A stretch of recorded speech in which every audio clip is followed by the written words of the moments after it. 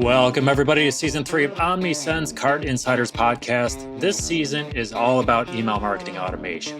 We'll be talking about email trends with messages like welcome, browse and cart abandonment, and post and lapse purchase series, and how SMS fits into all of it.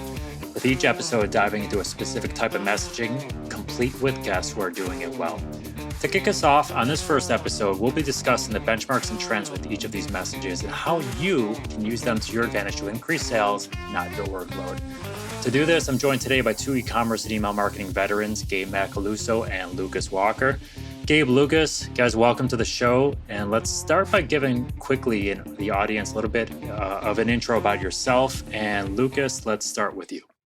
Yeah, thanks so much for letting me join in on this season of Cart Insiders. I think a lot of people might know me from one of two things. One is my time at Gorgeous, where I hosted their podcast. So if you're a podcast listener, you might have heard me on the Hello Gorgeous podcast. You might know me from what I'm doing now with the Rolled Up Podcast Network. Hopefully you've signed up for my weekly tactical email, which gets delivered by Omnisend. And I've also been a merchant myself, selling a natural dog treat called Treats Happen.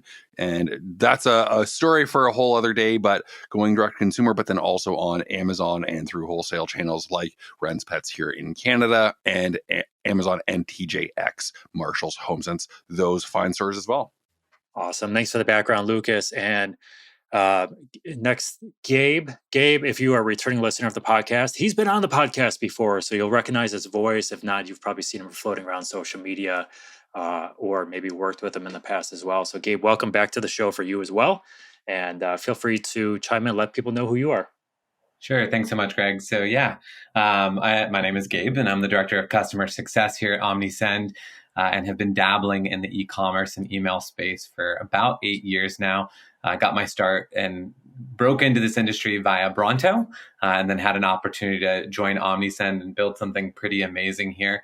I'd like to say I have the most experience because I used to be an 8th grade science teacher, and there is no better market research than a bunch of adolescent kids and convincing them to buy something that they don't really want to buy, which was knowledge and science and industry. So here I am, educating people as much as I possibly can in the world of email marketing.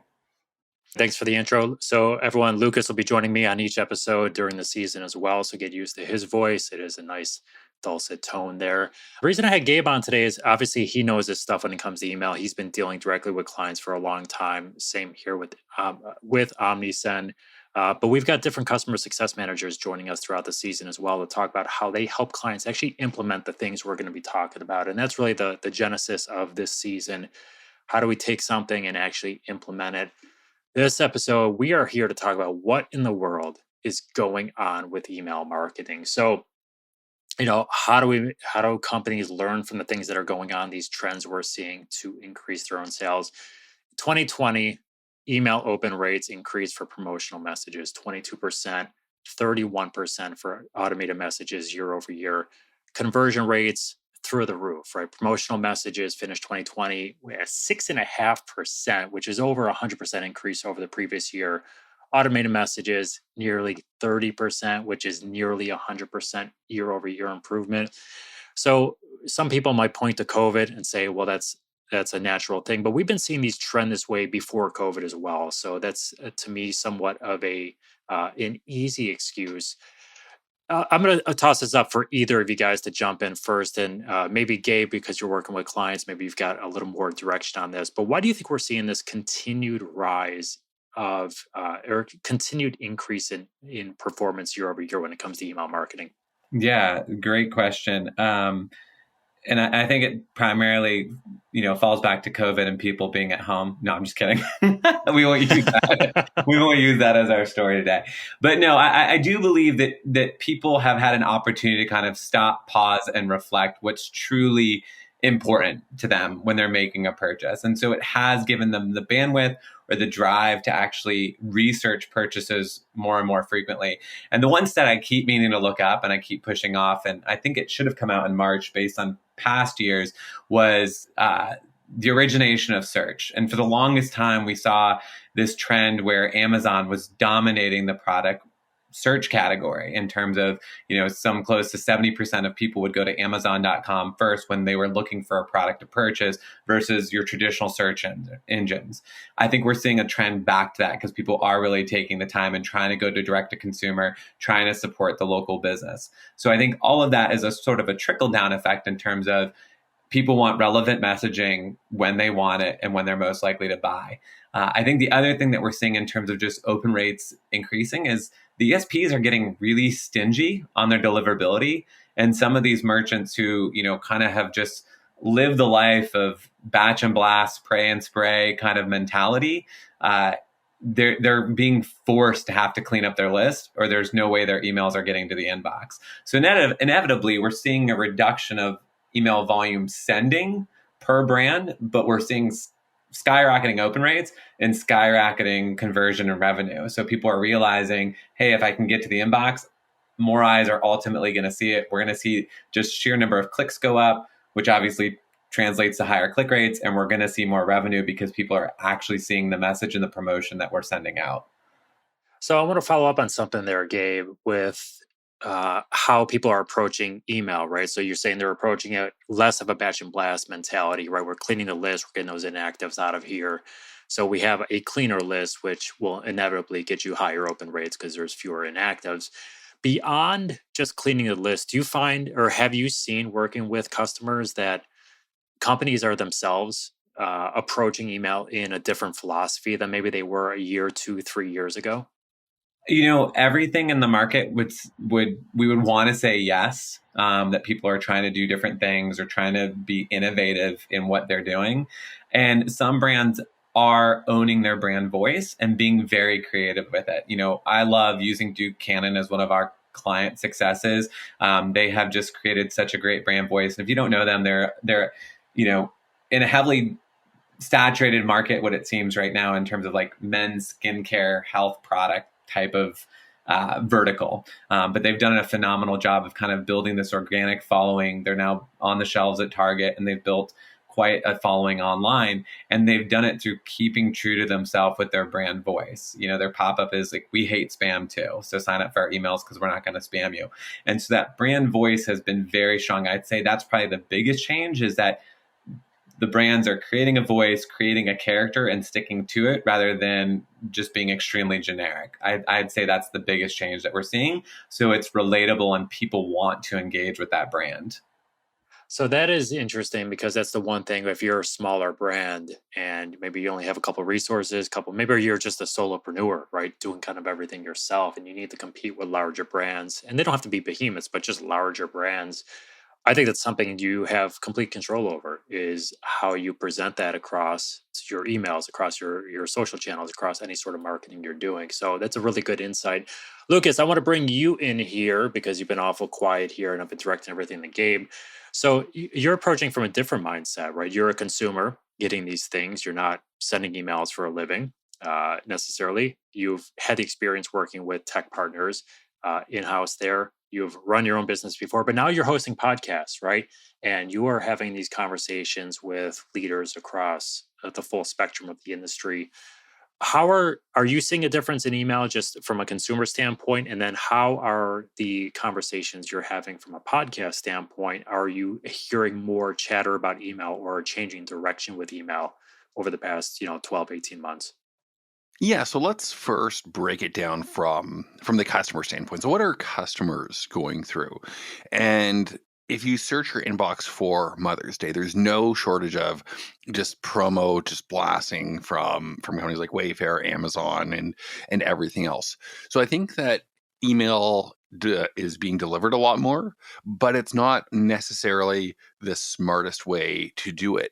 And I think that there's definitely a time and place for just sending more emails, but it has to tie into what you do. And that's what a lot of the smart merchants that I'm chatting with are doing. So for instance, really, instead of just doing a campaign to everyone or campaigns to just little segments, it's tagging them as their reactions to those, which do a couple of things. One is driving deliverability. So maybe instead of just saying, hey, Mother's Day sale, save 10%, save 10%, save 20%, and getting sale fatigue or exhaustion, it's giving that opt out for those promos and then using that information to tell your customers of what they care about or don't care about. A great example is Naked and Famous. If you go on the Omnisend website, you can see their story. But if you go to the Naked and Famous website, you see different styles and cuts. And just as you might use that engagement to opt out or future campaigns or tailor it. So maybe you say you opt out of your Memorial Day sale and you find it, well, you know what? That's because a section of my customers are actually from Canada. So what we'll do is we'll then add a little bit of enrichment to our automations. And we're going to get into this, but maybe in your welcome series or your abandoned cart series or your browse abandonment, you say, you can use that to bust an objection to say, you know what, we ship across border with the duties already paid because we're warehousing it in Canada across the border. So I think that what I'm seeing as a consumer is leading into what a lot of the leading brands are doing and being able to add multiple tags to their lists and really create that segmentation to increase the deliverability. So instead of sending to a segment that's maybe 5,000 people, you're cutting it down to be 1,000 people. So using Naked and Famous as an example, it could be men's or women's jeans. And then also the style. Like people who wear jeans, if you don't wear a lot of skinny jeans, you don't want to see the skinny guy style or the women's boyfriend style of jean. That's just not relevant to me. So I think by constantly taking that feedback from the campaigns and sending it into the automations, it's becoming more segmented and targeted, so those open rates and those conversion rates continue to increase. So segmentation is one of these things that we've been talking. You've been hearing in the industry for 15 years now. It's like everyone's got a segment, but I like what you said there, Lucas, because at the end of the day, segmentation can be very simplistic. It can also be very hard, and not only just hard to do, but hard to scale, right? Especially if you have one person sending emails, right? And you've got 4 different versions of messages. Now you're looking at 4 creatives, 4 copy edit or copywriting, like all these things here, which makes the scalability hard. So simple ways like tagging, for signups or tagging based on activity, right? Those are things where you can realistically scale or make more relevant messages sending out.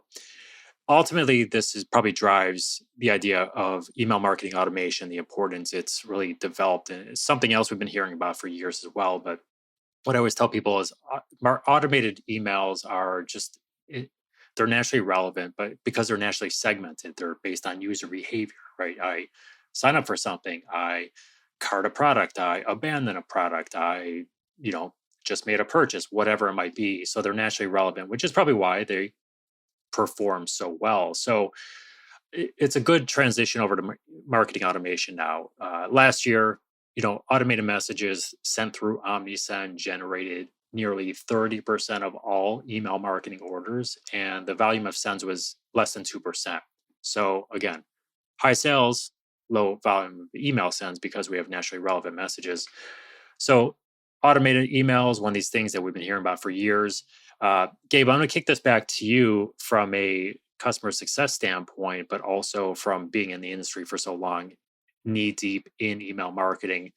Do you think marketing automation now for companies is just as important as it was, say, 5 years ago, more important or less important? More important. It's still phenomenally amazing to me how many e-commerce companies I work with on a daily basis or chat with that don't have the basic automation set up. They're just happy sending campaigns and don't really understand the value of automations or feel it's going to be too much of a barrier for them to get into. And they kind of just get paralyzed by the idea or thought of how much work they have to put into it. Where do you think that concern comes from?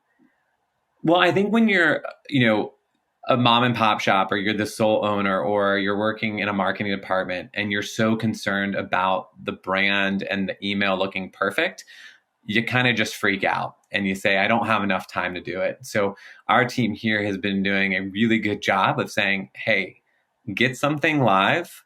Omnisend has the templates for you. They're a little quick and dirty. The subject lines, can be adjusted relatively easy with some quick changes and fit the brand voice, add your logo. But if you really simplify it, you can always get something live and then go back and optimize it.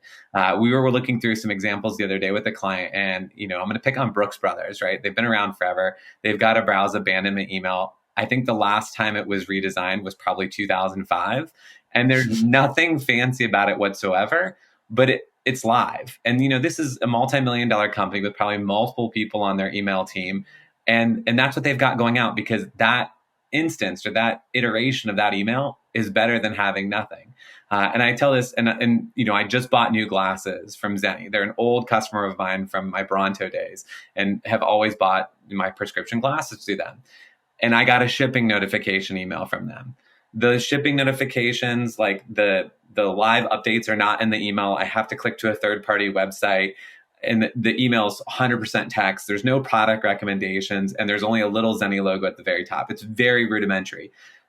When I get that email, I don't feel any frustration at the brand that they didn't serve me up personalized recommendations or give me the live update in my email because I'm too lazy to click on it. I've already made the purchase. I'm already invested in what's happening. And again, a multi-million-dollar company with probably multiple people on their email team, and this is what they have going. And that email is better than having nothing. But I think people get so concerned that it's not going to be perfect, or the period is just out of line, or the margin around the image when it's on a Android device from 1995 is not displaying correctly. And there's too much testing and too much concern for perfection. Just get it out there. I know Ritas, our CEO, always says progress over perfection. And I think that's a mantra we can all live by. Yeah, so that's interesting, because the one thing that the listeners will hear all the way throughout the season of this podcast, with conversations I've been having over the last week and a half, are exactly that. Get it done, right? It doesn't have to be perfect. Get it live, add to it, optimize it, iterate if you can, but it's the way that nimble teams are allowed to grow. So with you not knowing those conversations I've been having, it's going to be a recurring theme. And I think they all bring different approaches to, how they actually do that individually based on like what they have going on. Lucas, I want to rope you into the same question, but phrase it a little bit different way, because you're talking with e-com leaders and things like that with your podcast and just off the record conversations as well. I want to frame it a little bit differently to you, though, with social media. So, are you seeing that, or obviously I want to talk about social media a little bit later and just what it means for the whole grand scheme of things, but importance of email tied to, say, Facebook ads or TikTok ads or whatever they're doing. Do you find that the conversation is shifting one way or the other between where people are spending either their dollars or their time, or has that been relatively consistent based on your conversations? It's been both. It's testing and constantly testing out the social channels. And sometimes something new like TikTok comes along and it works really well, and especially when Facebook ads go up. But it's you're constantly facing an uphill battle. And more of the conversation is social media is great for the top of funnel. It's great for customer acquisition, but it doesn't replace email, and it can't replace email. And Gabe, going back to what you said about the glasses, they could have a lapsed purchaser campaign or even a re-engagement campaign that just starts off with a subject line, "Hey, is your prescription still the same, or has it changed?" And then bringing that in and testing it to see if it works. And that's the beauty of automations is you can spend 90 minutes a week updating just sending a new automation, and then another 90 minutes upgrading your best performers. And it doesn't take a lot of effort to see those results that just keep on coming back and back and back. Also, because it's very, very relevant, I recorded the episode of Rolled Up yesterday with Susie York. She's the founder and CEO of Love Good Fat, so a keto-friendly energy bar, nutrition bar. And she's grown her business since 2017 to over $47 million a year in revenue. And it's the same way that she's done 11 Ironman triathlons, and it's just one step at a time. So Gabe, to your point of, sure, they might have to click through and and see the tracking number because it's not dynamically updated in the email, but it's still going in that progressive direction forward. So I really think that just to double down on what you said, Gabe, but also Greg, with social versus email, they all intertwine. And at the end of the day, what helps you get better targeting? It's emails. But, and this might segue into what you'll say in a few moments, SMS and phone numbers are taking over because you can sign up for a lot of services now without an email. So I think that it's important to test both, especially depending on who your target customers are. I like the insight there. I'm going to shift to SMS here in just a minute. The one thing I asked you guys kind of to do before we came in, though, I didn't ask you for much, but the abandonment or the automated messages we're going to talk about during the season of the podcast: abandoned cart, browse abandonment, lapse purchaser, post purchase, and welcome series. From need to implement first from a value standpoint to need to implement last. I ask you guys kind of rate those, and I want to see where you fall on the spectrum. So, Gabe, I'm going to start with you. If you look at those 5 automations, which one would you automate first and walk me down that list to least? Yeah. It's probably a toss up for the first one, but I just for customer flow, I guess you could say, I'd start with the welcome series, just because I would say the number one cost of most marketing teams is acquisition marketing. And so giving your customers a good first experience when they come to your site and sign up, and introducing them to the brand to convert into that first purchase. Or if you're sending a different or splitting that welcome series, whether they sign up at the start of their shopping process or they sign up when they check out, having 2 different messages, but a welcome series, I'm going to say, is going to be your number one thing to implement. Then from there, abandoned cart, just simply because it's going to be your number one revenue driver. And who doesn't like more money? And again, simple things to include, and they're super easy to set up because people want that to look like a transactional message in terms of just, here are the things you left. Maybe here's some recommendations, but it's all about the call to action, which is come back and complete your checkout. Maybe I'm shopping and my kids get home from school and they need a snack. And so that's what pulls me away from my computer. And that little notification of just, hey, we saved these things for you is going to be enough for me to come back and buy. From there, browse abandonment is going to be your next biggest revenue driver, I'm going to say. So I'd implement that one third. Post-purchase is going to be my fourth one. And just again, depending on your brand voice and the type of experience that you're trying to create, I could see bumping that one up in a third. I really like this concept of doing what I would call a buyback or a bounce back campaign. So not necessarily your traditional post-purchasing message, which is a thank you for purchasing or an order confirmation, but sort of that first dabble in loyalty, right? So hey, it's been 3 days since you purchased. We're so thankful that you chose to come and buy from our company. As a thank you, here's 10% off your next order, or here's a free gift with your next order. Kind of play around with some different incentives, if you will, to get them to come back and make that second purchase, because we see time and time again, if someone buys from you once, that's great. If you can get someone to buy from you twice, that's going to exponentially grow your repeat purchase again, especially if they have a good experience with those products they buy from you. And then last is I'm going to implement lapse purchaser. Not because it's not a good tool to have and doing like a refill reminder. Lucas mentioned with the glasses, like, hey, has your prescription changed? It may be time to come back, especially in the medical field, like glasses, those types of things. We see a lot of stuff with HSA at the end of year, come back and buy again, or depending on your customer life cycle. But lapse purchaser is sometimes those people are already done. They're already gone. They're already dead. So like anything, it's important to focus on retaining the happy customers and less time just focusing on the people who it may be already too late for them to go. And so those other workflows are going to be more important in creating that loyalty, that brand loyalty and retention strategy. That's the order I would put them in. Very good. And Lucas, I'm going to turn this right over to you as well. Feel free to differ all you want, but how about ranking yours from top to bottom? Yeah, I'm going to go a little bit different.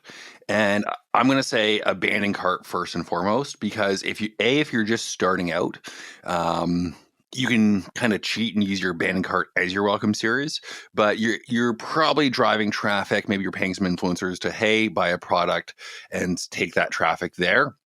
And especially if it's coming from an ad or an influencer post, by getting them to add to their cart and begin checkout, that's really the best email opt-in you could have. So I'm going to cheat and say abandon cart huge, but also because it is close to cash. And once you have your abandon cart set up, then focus on the welcome series, because the welcome series is going to be getting people to add to their cart.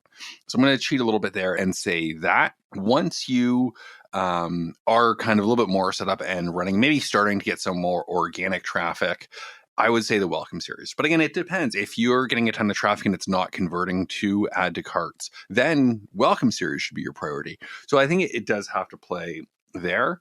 Now, the next couple will depend. I'm going to say lapsed purchaser is going to be the next most important, because it's so much easier to get revenue from somebody who's already bought it and had a good experience. I also know we don't have it on here, but I'm going to say that the birthday email can be great for lapsed purchaser as well, because everyone likes a nice little birthday surprise. It's nice to be thought of, and you can just have a lot of fun with it of, hey, it's been a while since you've purchased. We see your birthday's coming up. Why don't you treat yourself? Here's $20. So that's how I would combine those two. And then I think it really depends. Originally, I had said browse abandonment, but I'm going to say post-purchase is the next most important, because it can start to drive referrals, but also, depending on the complexity of your product, you might need to educate users a little bit. And it also buys time if there are shipping delays. So you can say, hey, I know that we're both partnered with ShipBob. You can say, hey, we're going to let you know when it's coming out. You could even link to the couriers to say, hey, you know what? According to our fulfillment partner, ShipBob, the couriers are down, are a little bit delayed. So it might take a little bit longer than normal to get your package. And this will reduce your customer support inquiries.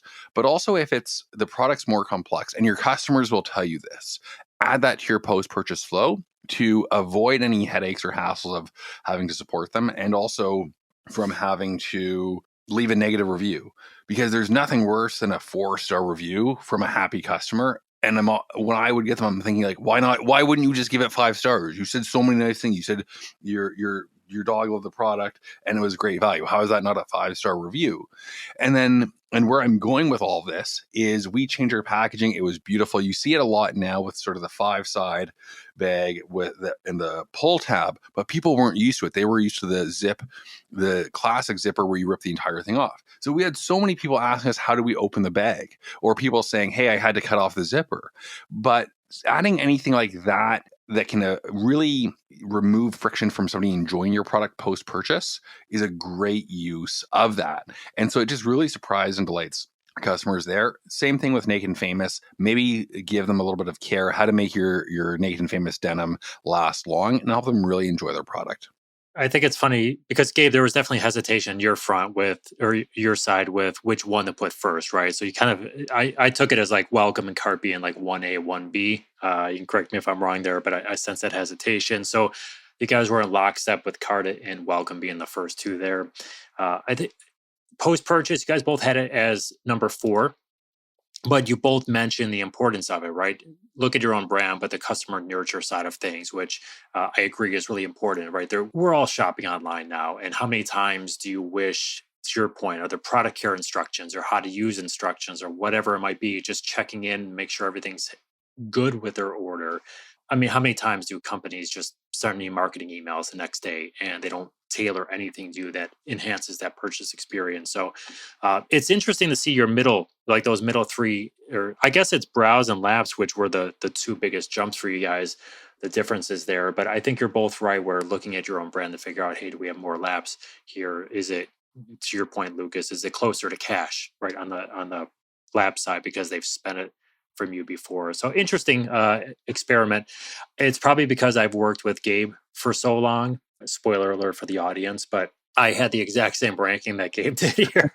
So we must be ingrained here. But I think there's a lot of Lucas, you made some really good points, right? But this just goes back to looking at your own brand. So Well, and it's also biases. Like, I'm very much in the consumables. Like, if I really had to put myself into a box, I'd say my forte is consumable CPG products that are sold omni-channel. And so that's the bias that I bring. But I mean, even looking at Naked and Famous or the baking steel, anything that requires care, it's just such a pain to have to answer those questions. Like, the best customer support ticket is the one you don't have to answer. So if you can be proactive with that, jump ahead of it. It's just something that I've seen time and time again. Well, I think that's the critical key there, Lucas, is that you mentioned, CPG versus, say, fashion apparel, right? It's looking at your own brand saying, okay, what matters for us here? Like, what Yeah. we'll make our own order based on these key ones, but we've got the key ones. Like if you're a local tattoo shop and you sell a lot of like tattoo oils or t-shirts online, you probably don't need a post-purchase email the same way that Susie York from Love Good Fats does. So interesting. Bezed from Naked and Famous, when I was speaking with him, he's like, yeah, so we tell people not to wash their jeans for a year so they can wear those in there. And I'm thinking to myself, now I don't wash my jeans after every use. I haven't worn jeans in almost a year. Well, probably over a year now. But I never used to wash them every single wear, which is kind of odd because you would wash a shirt. But I recorded that. I'm like, I need to give this to my wife now because she'd be like, you need to wash your jeans. I'm like, no, I got a year out of them. Right. So it's very interesting. All right, Lucas, before we got into a little exercise there, I wanted to shift over quickly to SMS because we are going to have an episode on SMS during this year. But this is something which has been increasingly popular over the last, say, 5 years. It's a lot easier to do now than it was 5 years ago. And we've seen from an Omnisend platform standpoint, nearly 400% increase in sends from 2020 over 2019. Q4 SMS sends skyrocketed, conversion rates skyrocketed. So brands were using them. Click rates, conversion rates are all going up year over year as well.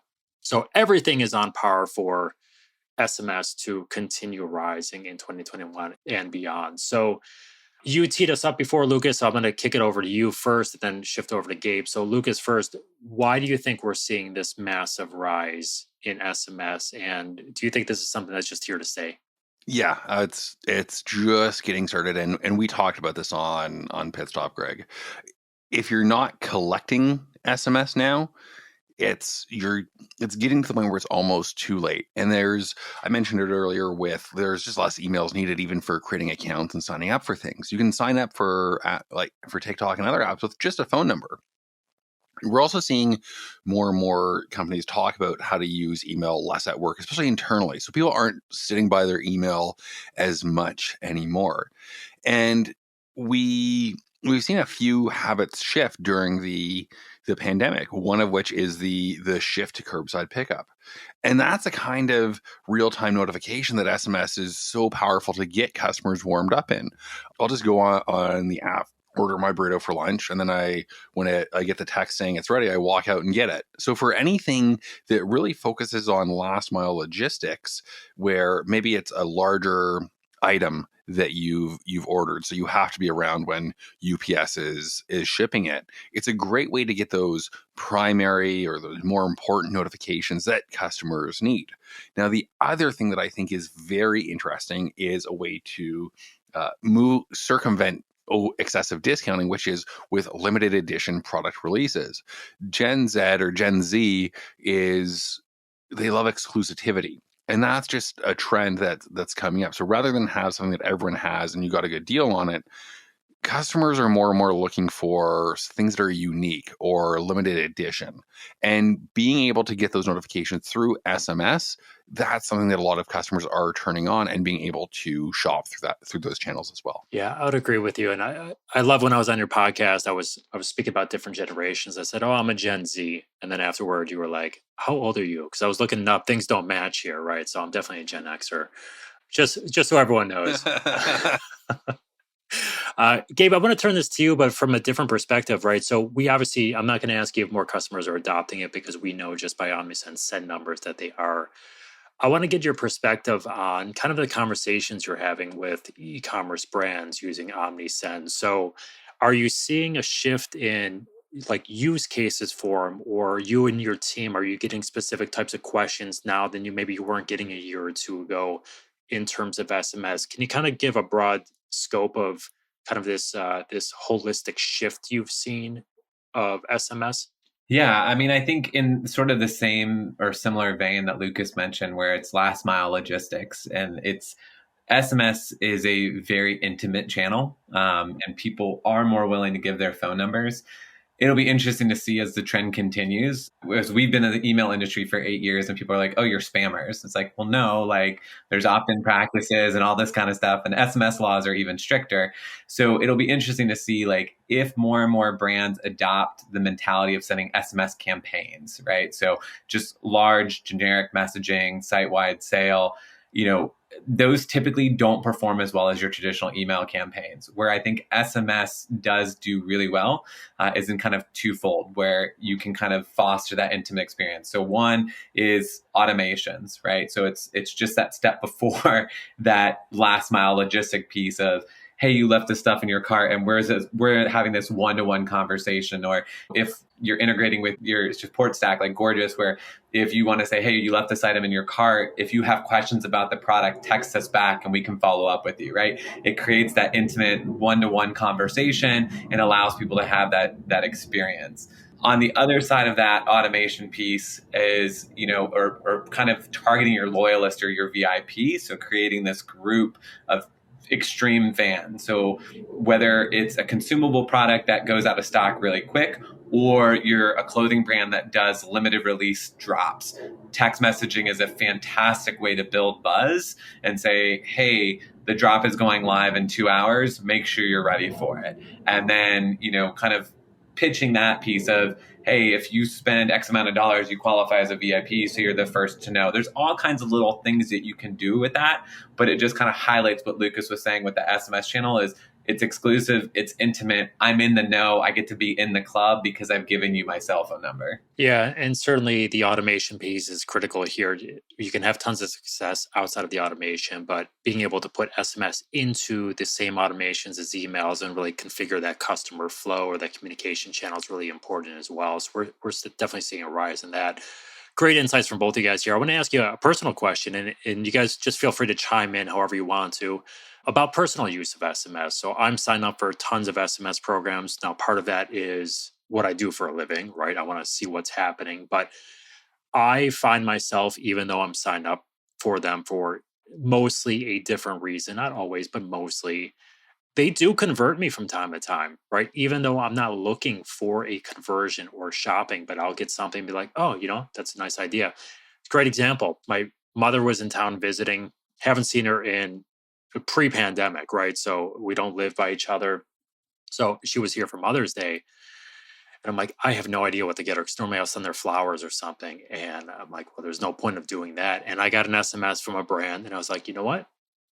That might make a really good present. And I converted, right? I went there and I'm like, hey, I bought something off the SMS. I wasn't looking for it. So personally, I like them and I respond to them. How are you guys personally interacting with SMS? Yeah, I mean, I'll take this one first. So I'm sort of a conundrum when it comes to SMS because I too am subscribed to a lot of brands. I guess I can call it market research. But I was just scrolling through my SMS because one, I don't leave a single SMS unread. And I don't delete a single SMS. Same way. And I get SMS from like women's clothing brands. And it's like, okay, clearly like I'm not their demographic, but I'm doing market research. And yet I have this, I don't know, feeling I can't delete it. It's an SMS. Like, why would you delete a chain of text, right? Because then it's gone and lost forever. But the conundrum piece is, as I was scrolling through my SMS, I think the last one I converted off was one for Dick's Sporting Goods. And what it actually did was it drove me to the brick and mortar location. It like I got the SMS and like, oh yeah, I need to go pick up those couple things at Dick's Sporting Goods.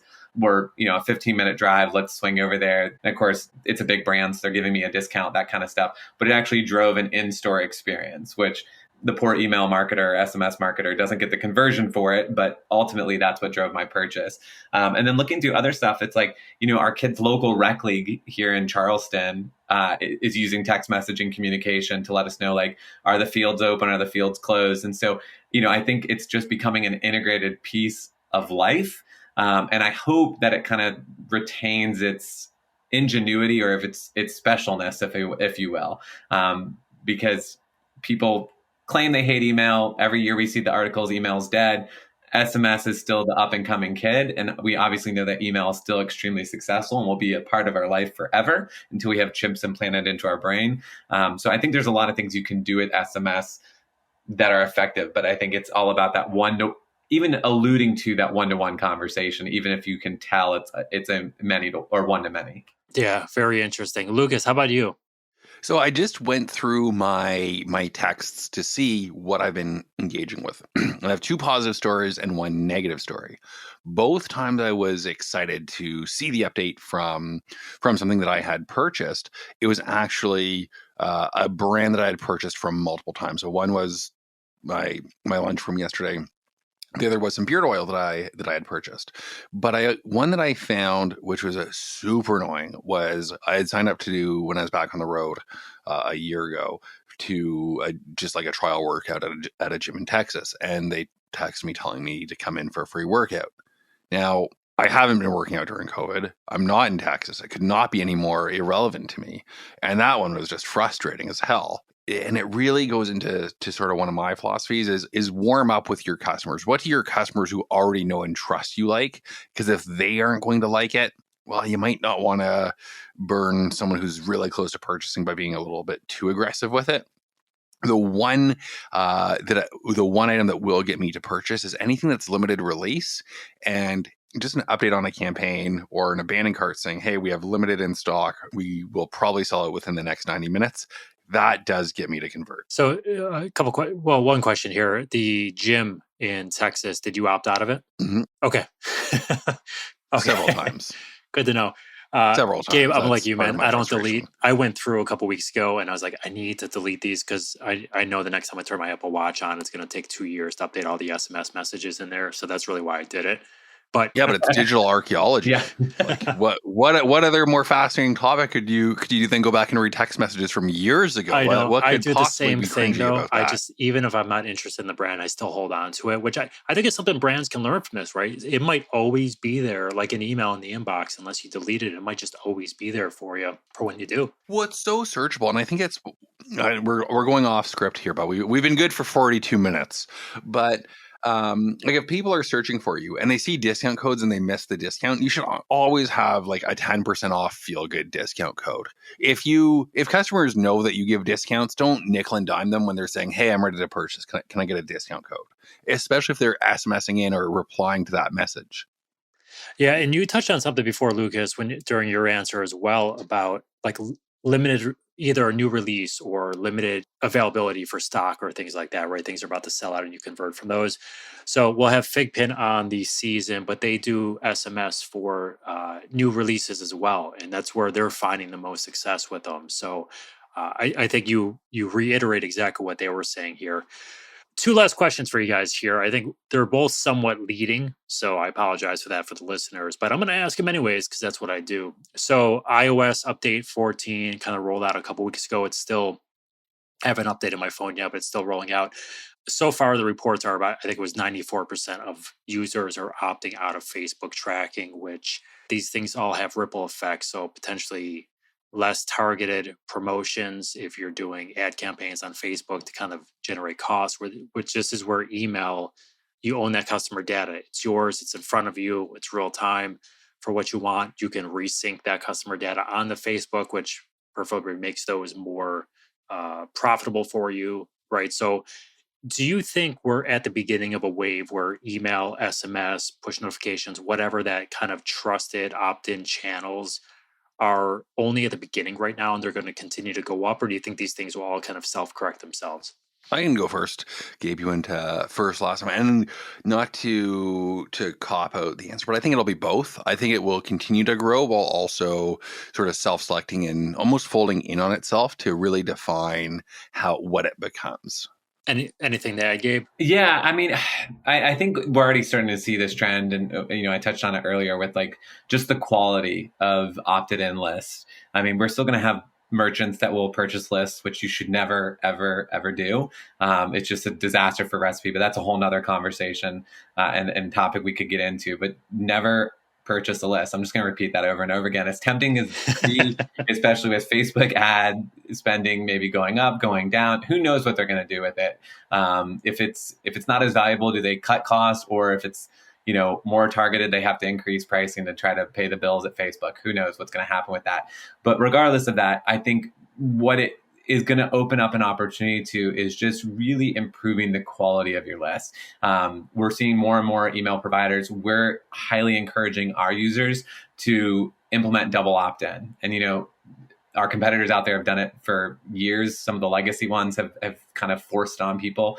And, where we come from in the traditional commerce marketing space, it's like you want as few hurdles as possible for someone to get on your list, right? Because then you own that contact, you own that contact information.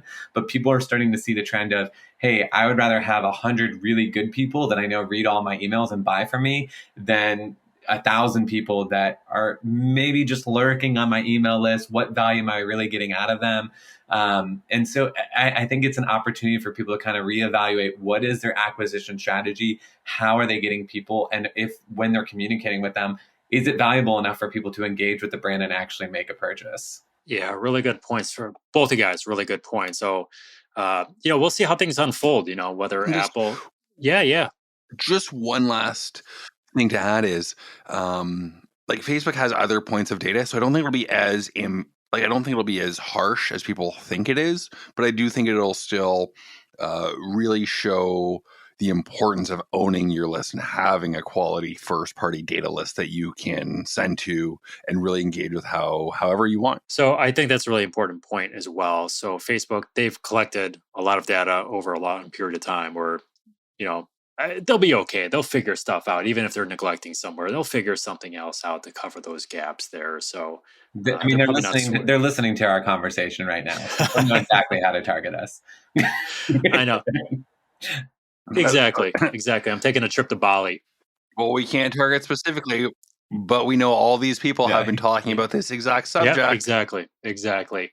So I think it's fair to say that you put all these pieces into place, all the insights that both of you guys gave today, that I think if you're a smaller, maybe underdog brand competing with more established brands, and it doesn't have to be the largest merchant in the world, but just more established brands, bigger brands, I don't think it's ever been easier than it is right now. And that may get easier over the next 1, 2, 5 years as well. But all the tools are available for you to increase your sales without having an exorbitant number of resources. So before we close today, guys, any closing comments or something important you guys want to leave the audience with?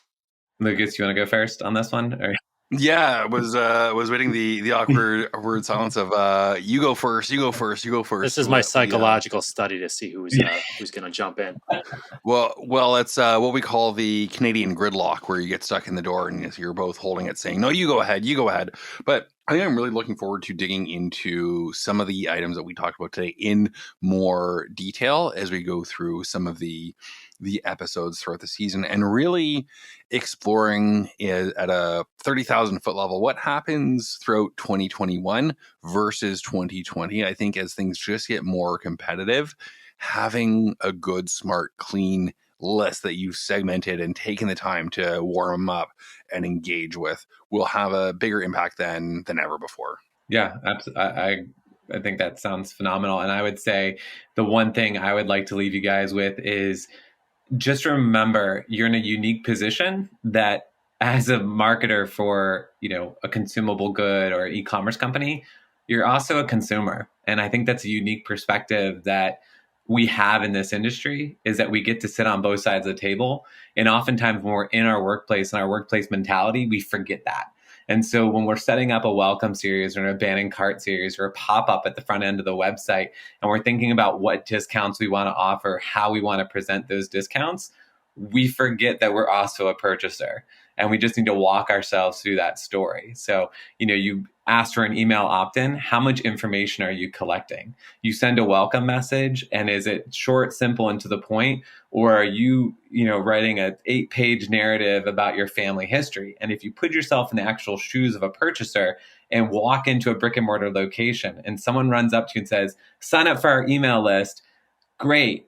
And, I want to tell you all about our family-run business that was founded in 1868 by my great-grandfather. And he came over on a boat from Italy and starts giving you all this information. You're going to walk out of the store immediately. So you're really going to just have to put yourselves in the shoes of the purchaser and simplify your messaging way down, and then engage people more and more as they build that relationship with you. Lucas, Gabe, both the guys, thank you for joining me to kick off this season of the Omnisend Cart Insiders podcast. As a reminder for the listeners, on upcoming episodes, I'll be speaking with brands who are executing these messages we spoke about today at a high level and generating real revenue from them. Lucas, you already know, I'll also be bringing you back, as well as Omnisend customer success managers, to share how they are helping companies actually implement these messages and give best practice and advice for execution. So be sure to join us for the next episode. And if you know anyone in email marketing, please share this podcast with them. If you have any questions or comments for me, please feel free to email me at podcast@omnisend.com or visit us at omnisend.com. Until next time, have a great day and be kind to one another.